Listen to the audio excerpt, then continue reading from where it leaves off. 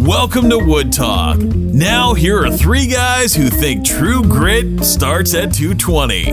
Mark, Shannon, and Matt. What's happening, everybody? It's show number 575. And on today's show, we're talking about modifying a table, finish for a whiskey tumbler,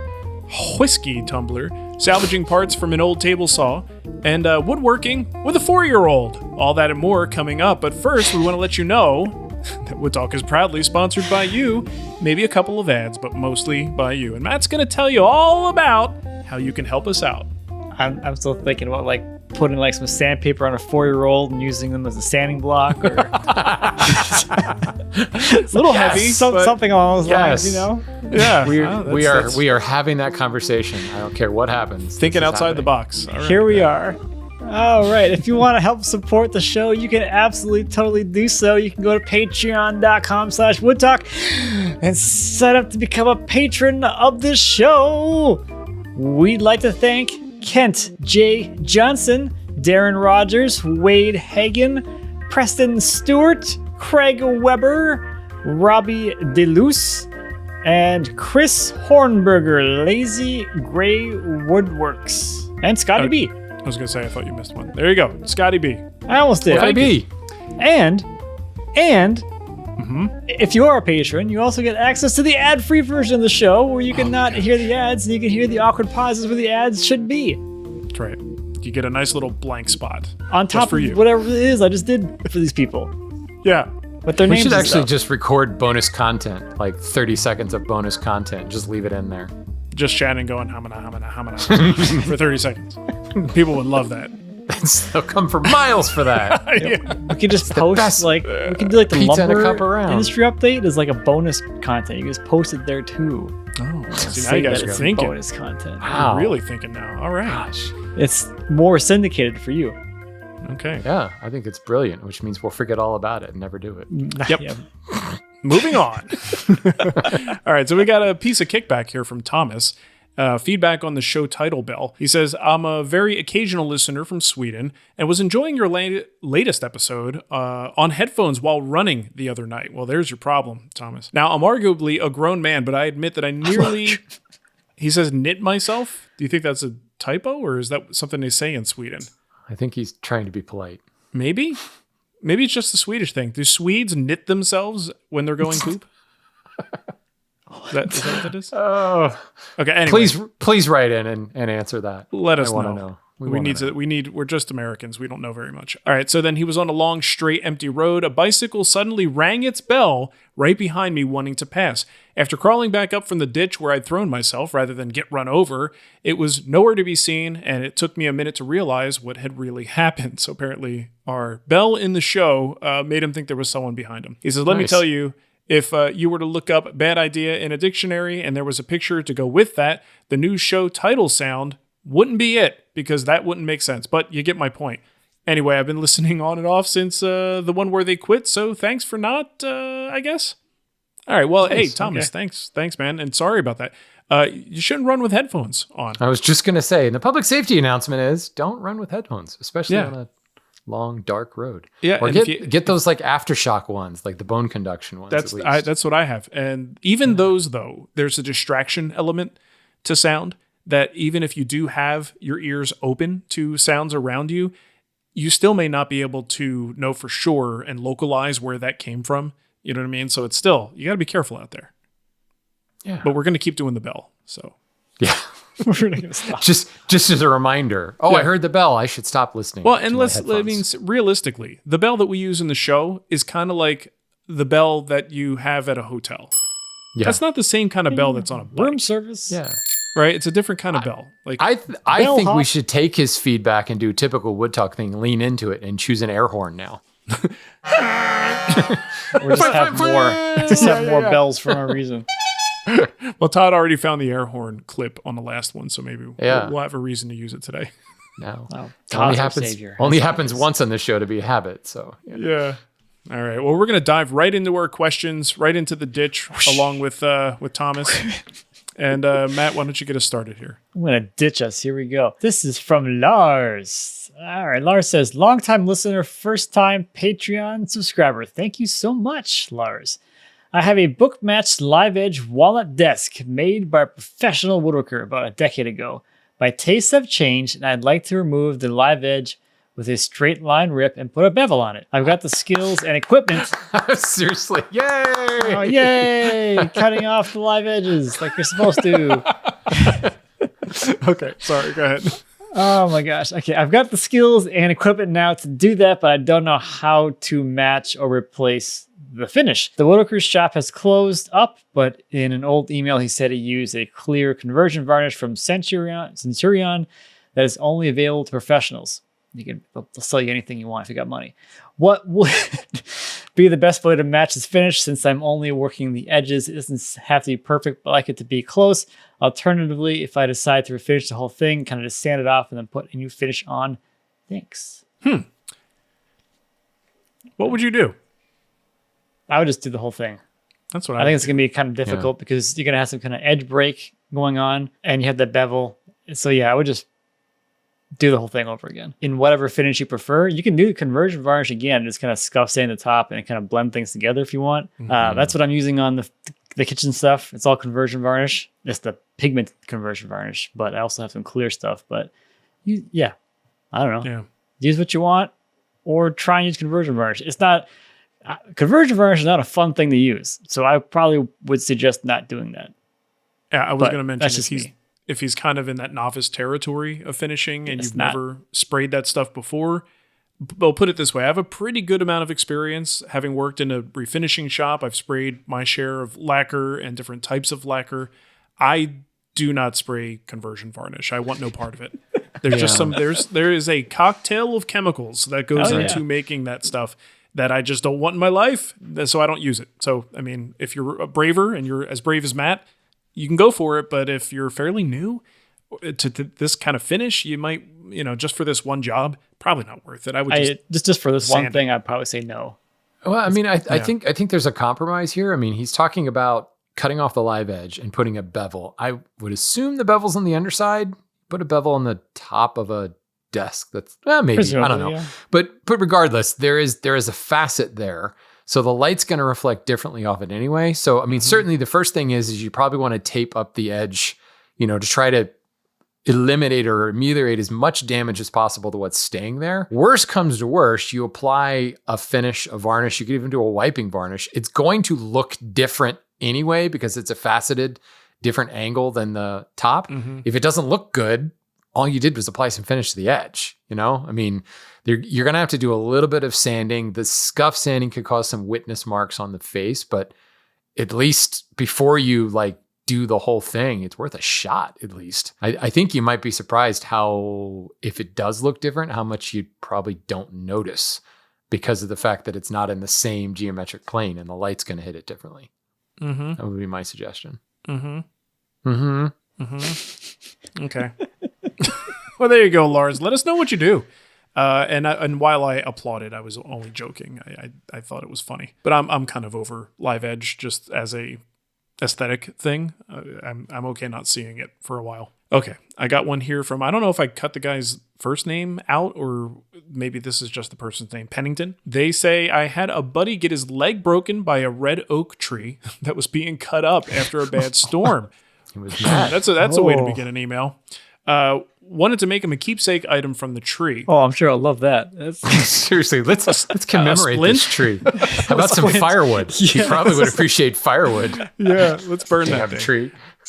He has shown me some white oak whiskey tumblers on social media that people have made, and I was wondering what your recommendation would be as far as using red oak for a whiskey tumbler. Do I need to seal the wood if it's going to be used for whiskey? The ones that I've looked at have a charred inside, like a traditional whiskey barrel. Is that sufficient? Or because it's red oak, should I go a different route? All right. So normally it is typically white oak that's going to be used for those things. I don't know for sure if you were to char red oak, if you're going to get a dramatic difference there, because I mean, once it's charred, it is imparting a little bit of that like smoky flavor. In a barrel, it's part of like the signature flavor that you get from it and smell. But I would think if he did this kind of a heat treatment and charred the interior, that's certainly going to be enough in the way of protection. I don't really think you would need anything more than that necessarily. I just don't know if there's going to be any bad flavor imparted by switching to red oak over white oak? You guys know? I mean, there's a higher tannin content, but I don't think it should make a difference. I mean, the drink's not in there long enough to do a whole lot either. I mean, the charring, like you said, not the way I drink it. Sorry, I don't really drink anyway. Go ahead. Oh my gosh. The funny thing is, I'm not a huge fan. Anytime somebody is talking about something they actually want to actively drink a beverage out of and they want it to be made of wood, I'm always like, really? That's not my thing, but if you like it, okay. But in this case, the idea of charring it, I think, is a little bit more appealing. Of that adding some kind of durability. I mean, certainly red oak has the wide open pores that white oak doesn't, which is why red oak is not an exterior wood. But I mean, the charring is going to seal up some of that, or at least burnish some of that. And, I imagine the finish you put on the outside would prevent it from leaking. I can't imagine that's going to happen. But I would think the charring would overpower any other thing that might come out of the wood. Yeah. And I would imagine over time, repeated uses, it's going to develop a little bit of some kind of patina from, whiskey residue, things like that. Like I've got a bowl that Ashley turned for me out of like pear, fairly soft wood. And it was finished with, the Mahoney's walnut oil and just a couple of coats of that. And it was fine. It didn't look like it had a whole lot of finish on it, but I brought it into the kitchen. That bowl gets used exclusively for one thing. Popcorn. It's our popcorn bowl. And it has repeated treatments of butter on it. And this thing is so water repellent at this point. And I mean, it gets washed too, but it's been used so many times for a oily substance, butter popcorn and the salt, that it's just kind of like developed its own patina. And I wonder if this, a whiskey tumbler would do something similar where, it just kind of becomes predictable and it's not going to do very much. I would discourage the use of any other finish though, because you are putting liquid inside something with finish. And then I start to think about like, okay, well, especially if you're a whiskey drinker, you're probably going to be pretty particular about flavors being imparted into what you're drinking. That you probably should wet sand with whiskey. I think that would be cool. Yeah. Yeah, really embed that flavor. Right? Yeah. That's not a bad idea. Right. It's going to be a whole new thing. Yeah. And the whiskey drinkers are going to revolt and take us all down. Yeah. I don't know the first thing about whiskey either. What do I know? Anyway, Shannon. What'd you say? You can drink it.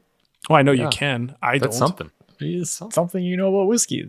And anytime I've had this stuff, I'm just like, I'm like a 5-year-old when that stuff gets in my mouth. It's like liquid fire. I want no part of it. No, thank you. And like a 5-year-old, you're drunk off of one sip? 100%. Yeah. With you on that. Tolerance. You on that. Yeah. I could just, the smell alone is enough. Yeah. I had similar feeling to a beer varnish, the other night and I was done. Just like conversion varnish, right? Okay, you can always tell when Mark has like preceded the show notes with questions because I get a question about a table saw, so it's good. This is from Peter. Doing my job. Peter, giggity. My neighbor recently gave me a rigid R4511 table saw. I had this saw. It's a great little saw. I had this one. That's good. And you give the question to Shannon. Yeah. I had this exact saw. Well, your input is welcome. You'll have an opportunity. Did he say I'm allowed to answer the question? We don't have permission from Peter. That's true. I'm just a question reader here, Matt. I'll kick it to you later. So, the saw has been sitting around in his garage for years, wasn't being used because the tilting mechanism didn't allow the saw blade to be square to the table. Turns out that was an easy fix by adjusting the eccentric worm screw, at least for a while. Uh-oh. Dun, dun, dun. The gear teeth are heavily worn. The font has just changed to a smaller pitch, and I feel like I should be whispering now. The saw. It has serifs now. Look at that. For a few months. It's like stage directions or something. I'm not supposed to read this part. This is... So the saws worked great for me for a few months, but now I have a new issue that I think is fatal for the saw. The worm gear. Oh my God. I've had whiskey again. The font keeps changing. Now it's italicized. Okay. Okay. We're good. Best Speaking part of is that whiskey, this is an internal Google Docs joke that's happening that the audience cannot appreciate right now. I am going to say, though, if you are drinking, every time I say worm gear, you got to take a shot right now. Okay, there you go. Saw worked great for a few months, but I have a new issue that I think is fatal for the saw. The worm gear for elevating the arbor was in worse shape than the worm gear. Sorry, that one's just gear. I threw in the worm. The gear for tilting the blade. All the teeth have been worn out by the worm screw. See attached pictures. What? I don't know. I have a picture in the email. It's not much to see. It's a worn the blade. Gear. Okay. The blade cannot be raised, and even if it could, it will not be held above the saw. The gear is made of cast iron, and I don't think brazing new teeth is a viable option, nor in my skill and equipment set. To the best of my knowledge, there are no replacement parts available, as the saw was marketed for less than a year in 2009. Call Matt. I think he's got one. I really like the heavy granite table saw for the saw, but I don't want to give up the table. Does that table do me no good if the internals are useless? I might just go the Shannon route and forego a table saw, dispose of the internals, but keep the table as a flat reference. What would you three salvage from an end-of-life table saw? I'm thinking of the table and motor for salvage. Any advice for replacing the internal mechanisms? I know that I've seen sites that sell like OEM manufactured parts. And in many instances, they go back like 20 years. I know that I've seen them before, but then there's also like, old woodworking machinery forums, but those are generally like way old, 100-year-old type machines. But like, I'm thinking of a place like, McMaster Cars where I go for like raw materials and things like that. But I've seen stuff like that. And I mean, it might even be worthwhile reaching out to Rigid and seeing if they have recommendations. I know that I had to replace like a really weird internal obscure part on my now like 20-year-old lathe, and I found it through Jet. It actually wasn't, it's a Jet lathe. It wasn't actually a Jet site, but I went to Jet and I ended up on this like third-party site, and I was able to find like the exploded schematics and like the little, A-14 was like next to this little screw, and I was able to buy that. So I don't know whether you have to go straight to the salvage side of things, but yeah, I mean, there may be some opportunities out there that a little bit of Googling could find you, or certainly finding one of those like restoration, power tool restoration type forums and asking some folks there. They may be able to point you to these types of original part type guys. There's also like, can you find this saw used somewhere? That's exactly what I was thinking. I would think it would have to be one that's like failed somewhere else, and then take the parts that haven't failed. Yeah. Of course, then you probably end up having to buy that used saw, and then you've got two saws and with other parts that you have to figure out. Only parts for one. Now you can part out the other one or whatever, I guess. Would you guys salvage anything and like repurpose for something else? I mean, the granite top, sure, there's got to be some. Well, that was for that. Kind of the main reason I put this in here, is because if someone just gifted me with a big thing of flat granite, I might be actually kind of is it flat? Did we check it? Yeah, jeez. I would check it first before committing. Refer to last month's episodes on how we feel about out of flat tables. Yeah, I would hope it's flat. I mean, I guess it doesn't have to be. Yeah, and don't they generally have like the miter saw slots like already ground into it too? Yes, like there could be some use for that too. I could see. Yeah, I need a miter gauge on my sharpening bench for some reason. I don't know why, but I'd like to find a reason for it. There you go. Listen to this. I did a quick Google. I wanted to see how many of these I could find for sale. Spoiler, not many. But I did find a recall from this, I guess Home Depot is the Rigid. Yeah, it's the Arbor. Right? So listen to this. Here's the hazard on this recall. 3,000 units affected. The table saw's arbor shaft can fail when used with a stacked blade set, commonly known as a stacked dado set, which is used to cut grooves. The stacked blade set can be ejected from the saw, posing a potential laceration hazard to consumers. That's a bit of an understatement. Everyday stuff. Potential laceration. Whoa. Yeah, when I bought mine, I checked the serial number to make sure it wasn't in that. Oh, really? Okay. So I guess owners at that time were I bought mine in 2010. No, 2008 is when I bought mine. And it was in models like just before that had that issue. Oh, mama. Wow. Oh, yeah, I was like, I'm not buying that saw if it has that problem. No. That sounds like something I don't want to deal with. Yikes. Speaking of a fatal flaw, those were his words, or fatal flaw, but yikes. Yeah. Well, okay. Well, on that note, I think it's probably a good time to take a break so we can think about blades flying out of our table saws at us. Sounds kind of scary. All right. Well, I'm fully refreshed. I almost out of water. I should have got more during my long break that I just took. All right. I think we have some more questions. So this is basically all question show today. I didn't even say that at the top, but clearly that's what we're doing. Just noticed now that we're Just back to now questions again. thought of it. Good to know. All right, so if you don't like that, time to bail. We're 22 minutes into the show. So sorry. Just getting questions. Get out. Sorry for those 22 minutes. Okay. There's nothing I got on the bench. A question from, I guess this is Jered, Jered. Sure. He says, teaching my 4-year-old daughter. Gents, I enjoy listening. Appreciate everything you do. Well, thanks there, Jered. He said, this might end up being a doozy of a question, but here it goes. Great. I want to get my daughter out in the shop with me. She's currently 4, going on 5 in August. Like many other, well, she's probably 5 by now. This must be an older email. Like many other kiddos that age, she's very interested in tools, and I think I'm ready to have her have some shop time with Daddy-O. I've got plans on building a traditional workbench of some kind in the near future with a vise or 2, hold downs, storage, etc. We obviously won't be pushing material through the table saw, designing with the CNC, or working with fine dust generating tools, but I'm curious on your takes of which basic hand tools to start with that would be appropriate for a young child.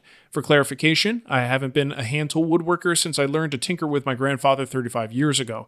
I realize this is a totally loaded question that is completely dependent on project types, but any advice you offer will be greatly appreciated and maybe lead to a young lady learning to love woodworking with her hands, or love working with her hands and crafting heirloom items. Well, first of all, I think that's awesome. Yeah. My kids are quite a bit older and have very little interest. Ava has been the only one so far, and she just wants to build like cat beds for Oreo whenever she comes in. She just grabs scrap out of the garbage, builds a cat bed, and her work is done here.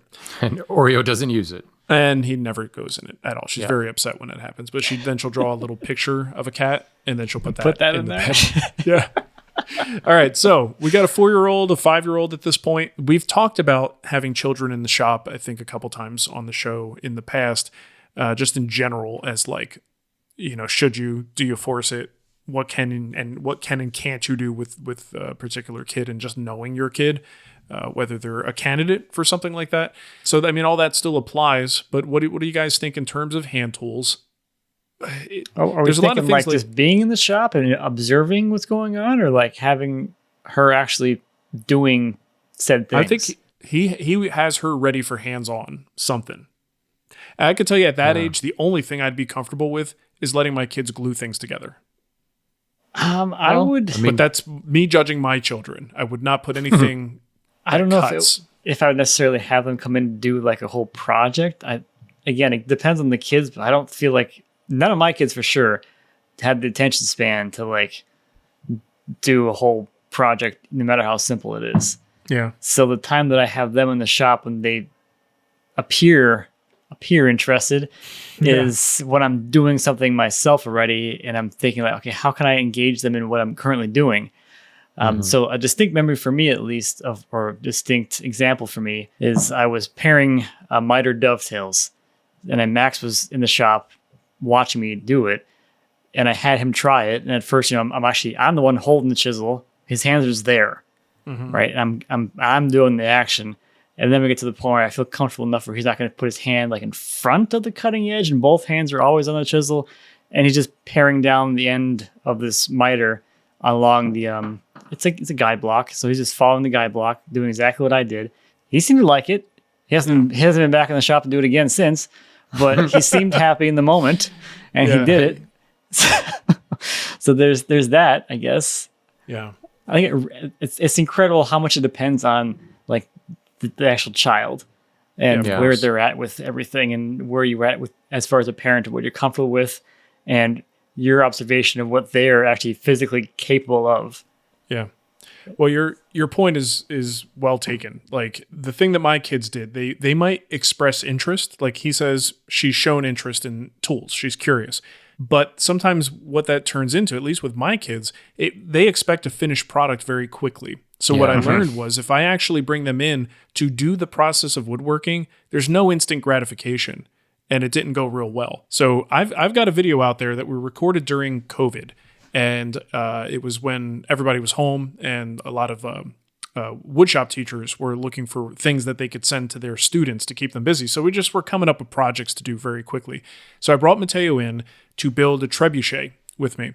And in that, I kind of came to a realization and put that into like the voiceover, explaining that if you're going to bring your kids into the shop, you have to kind of take it at their pace and be prepared for the fact that they are going to lose interest. They're going to leave the room, and then you're going to have to let them. And the last thing you want to do is like scold them for not staying. And you know what I mean? Like they have a very short attention span for something that isn't an instant gratification thing.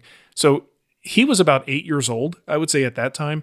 At that 4 or 5 year age, again, the only thing I could imagine doing with a kid is bringing them like a kidded project and hammer and nails, like kind of like a Home Depot project, right? Those little skill builder things that they do for the kids. Those are kind of the perfect age appropriate thing. And it literally is just glue, nails, and a hammer and a pre-built sort of thing that you could put together with them. So make a little kit and then just see where it goes from there, because you gotta see her with a hammer in her hand, see what she does with it, see what she does with the nails to build trust that she's not just going to stick one in her eye, or like, you know, if you give her a little saw, you know, she's going to start doing the wrong thing with it. So. What I found out with kids and hammers is they can't swing them hard enough or accurately enough to actually get a nail to go anywhere. Is what I've learned through that experience. What I've found works real well, and maybe this is because I live in Maryland on the Chesapeake Bay, but crab mallets work great. Oh, sure. Little wooden crab mallets, and instead of nails, wooden wedges. So in my hand is a three-legged stool. I've taught this class to first graders all the way up through juniors in high school. It looks like a milking stool. Exactly. And I haven't this one actually has tapered tenons and reamed tapered mortises. I had first graders ream out the mortises because a reamer is relatively innocuous. You've got both hands on the handle, nowhere near the cutting blade. The rounder plane that created the tenons, it was a 2-person operation. One child held the leg and the other one twisted the endless pencil sharpener. Nice. I've had 4th graders down to 2nd graders actually use a brace and bit to bore the holes. Sometimes they're the little wobbly and the auger bit often strips and they try to push down on it. They just don't have the strength to do it. But I had a kindergarten class who built this stool, and all they did was drive the legs through the already pre-drilled holes, and there were already bandsawed notches and they tapped in wedges with crab mallets. Oh, that's perfect. So all they did was assemble it. Yep. So the only reason I say that is it's a stool that can be built in 30 minutes and they can sit on it. Yeah. And the most important part is they get to use it. I built it. And then the best part is they get to decorate it, and they pull out the markers and they just go nuts. That's honestly, that is the thing that my kids always wanted to get to. Just get me to a point that I can paint it or draw on it. So, I mean, to date, I think probably hundreds of those things have been built. And I like it because it's across all ages. The high schoolers, we did a history lesson, and we actually split a log and talked about all that stuff. I mean, so it's so cool because you can scale it on age group. So yeah, it's a kit. Funny? It's like a Home Depot kit, but you made it yourself. No, that is awesome. That stool is a great idea. I might have to steal that. So want to hear something funny with regard to my son, who shows very little interest in being in the shop. So all these years growing up with a woodworking father, doesn't really pay much attention to it, doesn't care. So the school he's at now has a maker room with all kinds of equipment, from 3D printers to lasers. They've got a CNC. And I find out that he has been using this. So again, really hasn't learned a whole lot from me because he doesn't let me teach him. So he doesn't have any woodworking knowledge outside of hearing me talk about it. And I find out he is making a Zelda sword on the CNC at the maker shop. And once it's done, it's roughed out. And he's been using rasps and chisels to carve it and doing an epoxy. And I'm like, who is this kid? And what magic are you guys doing here? And I'm like, dude, we have all this at the shop. It was just a different environment, different people. That's how kids are. It's not you, Dad. Yeah, I not mean, so many times that's just how You're kids always are. sticking a camera in my face. I mean, something You always wanna something film me, about Dad. Yeah. I mean, there's something about what they're building. I think pretty sure I've told this story on the show before, but I had a parent, I think he was autistic or something. When I was at the Stepping Stone Museum, this probably 5-year-old came in, and I was at the shave horse using a draw knife. And interestingly enough, a draw knife can be a very safe tool for a kid if you like sit behind them, put your hands on their hands. Oh, sure. As long as you don't take a hand off a draw knife, you can't cut yourself. Like unless you're double jointed or something. And even then you're like presenting the whole blade to your midsection. There's very little that you could do with the draw knife. It's when you take a hand off and touch the blade that's the problem. So I had his father sit on the shave horse with him and put his hands on top of, his child's hands, and they shaved a piece of wood, and the kid was completely enraptured by it. And it turned out because he thought he was making a ninja sword, and his father was like, "Oh my God, my kid is so into ninjas. Like he has severe, disability issues, whatever, learning. He's on the spectrum, as we would say it today. But like he gets focused when there's ninjas around." So I grabbed a piece of wood and I started shaping something sword-like. And the father was like, I've never seen him sit so still for like 10 minutes. It was nothing. He walked out with a very crude ninja sword. So there's something to be said about like catering towards their interests. So, I mean, if you were to ask me to, describe Matteo, Mark, I would probably say gamer. More than anything 100%. Else. If I were to describe Mark, I would probably say gamer too, but we do have that in common. Yeah. So I guess it makes sense, and good on him that it's Zelda too, Yeah. Classic. There was actually a funny moment. We went to like a back to school night, and we were in that room, and his you maker both had the same teacher t-shirt on. Yes. His teacher's really, really cool guy, but Matteo's just like farting around in there, and he goes, "Oh, I feel like making something." And he goes, and there's all kinds of like scrap and crazy scrap pieces here. And he grabs essentially like a small cookie, a small cross section of a small log. I'm in this mode where I'm in someone else's shop, but this is my son. So I'm trying to figure out how to carefully handle this, because I don't know what he's been doing at school and what he like hasn't been. So he takes this thing and he puts it in a vise. He's got a cookie in a vise, and then he's just takes the dullest old ass chisel I've ever seen, and he's starting to carve it. And I'm watching it going, I know I haven't taught my son proper like chisel handling techniques. And this is just a little chunk of end grain that he's messing around with here. And I'm kind of looking at his teacher and I'm thinking like, are you going to say something, or does the wood whisperer need to show up right now? Because there's like, so thankfully the teacher intervened, but I think the teacher was like, I don't want to overstep like the parents that are here at that moment. So there was a weird moment of who's going to stop this kid from hurting himself. And then I let the teacher did step in and explain to him about, a dull chisel being super dangerous. And then I was telling him that may not have been the best piece of wood because it's just an end grain cookie, just not a whole lot to carve. And it would be very awkward and you'd need a very sharp chisel to do it. Anyway, it was just a really funny and weird moment. But that, enough story time with Mark. Actually, speaking of school and kids, I was going to say, nice segue to this. I feel like this question. is kind of touching on the next question. So let's go. Let's go. All right. Who's this from? We don't know. Okay. Dang it. Somebody screwed up. Bad. All right. Hey, guys. I grew up woodworking since I was about 5 years old. My grandfather taught me hand tools and some handheld power. High school shop taught me stationary and more handheld tools. I'm still close friends with my teacher to this day. My questions are woodworking related, but 1, why are they taking shops out of schools? A lot of the tech schools are closing for carpentry also. I was supposed to start at Triangle Tech for my associate's degree in carpentry construction. They closed before I could start. 2, how do I get into the carpentry field with what I know? Pennsylvania is horrible for this type of work. Sorry for rambling. I love the show. We need to help. We need to keep shops and schools to introduce kids to woodworking. It's a dying trade, sadly. That's funny. I go to Pennsylvania to find people who know woodworking. Really? I mean, Pennsylvania is a big place. So I guess sure. It depends on where you are, and from one side of the state, it's different. But like Hanover, York, Lancaster County, we have a millwork house in Hanover, and we've kept it there because we can find cabinet makers and we can find CNC people, and we actually have trade schools. Steve Latta teaches up there. I'm totally blanking on the name of the school, but there's several trade schools up there. That's interesting. Yeah. So I've dug it out of the trash. Michael is the guy who wrote this question. Okay. All right. So I don't really have an answer in general to number one, certainly outside of like the general consensus of why they're taking shop out of schools is budgets and cutting out the things that I guess we as a society have decided aren't important. And unfortunately, a lot of times that comes down to important things, at least that I feel are very important, like the arts, crafts, music, things like that become optional.